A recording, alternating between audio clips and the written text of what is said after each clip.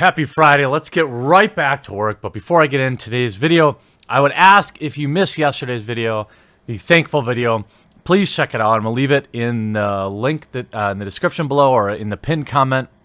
We're working to raise money for Toys for Tots. We're at close to 6,000 already. I haven't updated that, but the next video you see today, that will be updated. So please do that. Important cause.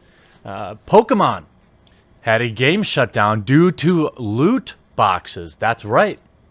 Now, this has been a story I've been following in countries over in Europe as they define loot boxes as gambling, and you better be sure that companies like Ubisoft and EA are watching the situation very closely.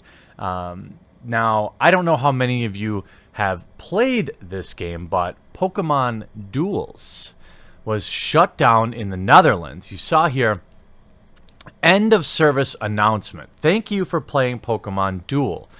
Many players have enjoyed Pokemon Duel since the English version became available January of 2017. But we are sorry to inform you that from 2:59 on January 10th, 2019, the game will no longer be playable in the Netherlands.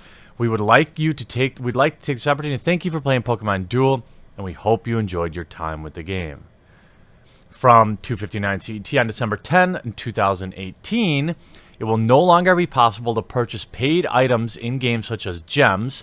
You can continue using gems until the end of service on January 10th. This goes right along with the report that gambling is at an all-time high. You can see back in April, we saw Eurogamer reporting on the Netherlands declaring some loot boxes as gambling. We saw the NBA 2K series emailing their customers, begging them to email their government. What does this all mean? Well, it's a very big deal. I'm going to pull up the other article here. Here is a recent report done by the Gambling Commission. The number of problem gamblers between the age 11 and 16 has reached 55,000, with a further 70,000 at risk and 450,000 children said to bet regularly. These findings noted that close to 1 million young people have been exposed through loot boxes in video games. Loot boxes are a stash of mystery in-game items, tempting players with the possibility that any of the crates could buy something of huge value. In the case of the game FIFA 19, they are trading card style packets that can be bought with either real money or digital currency earned by playing. According to Eurogamer, the most expensive gold packs cost about $1.20 in real money, but only gives 4.5% chance of securing one of the best players in the game. We see more and more countries like Belgium and the Netherlands have deemed the loot boxes as gambling. In April, the Belgian Gaming Commission found that FIFA 18 and Overwatch were among those in violation of gambling laws and were therefore illegal if the loot boxes were not removed. Belgian Justice Minister Koen Greens at the time said, "It's often children who come into contact with such systems, and we cannot allow that." So we don't really know the exact specifications that the government is using to determine whether or not a game with in-game purchases like loot boxes is gambling or whether it isn't. The situation certainly seems rife for some bad behavior by big companies backing certain politicians that are favorable in their view of loot boxes. We'll have to wait and see.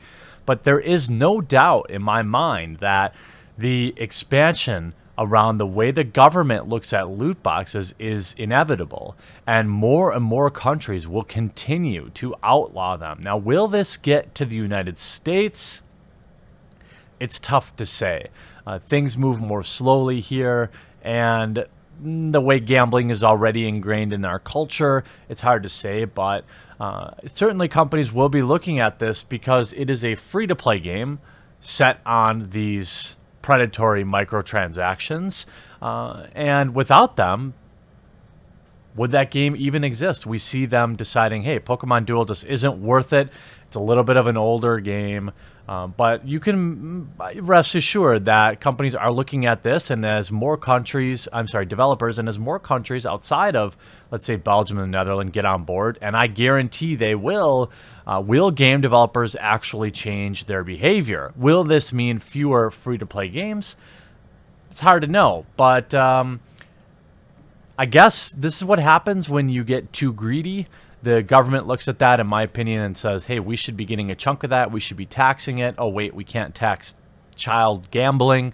That would be weird. So then it has to go away, much like the way online poker did in most of the United States. I'm going to guess that if you say online poker isn't okay, then games that explicitly survive on these type of loot boxes, or if they're pay to win, then they're going to be banned. So this is going to be an interesting story to watch for the rest of this year and into 2019. I hope you enjoyed this update. Please remember to check out yesterday's video. We'll talk to you again real soon.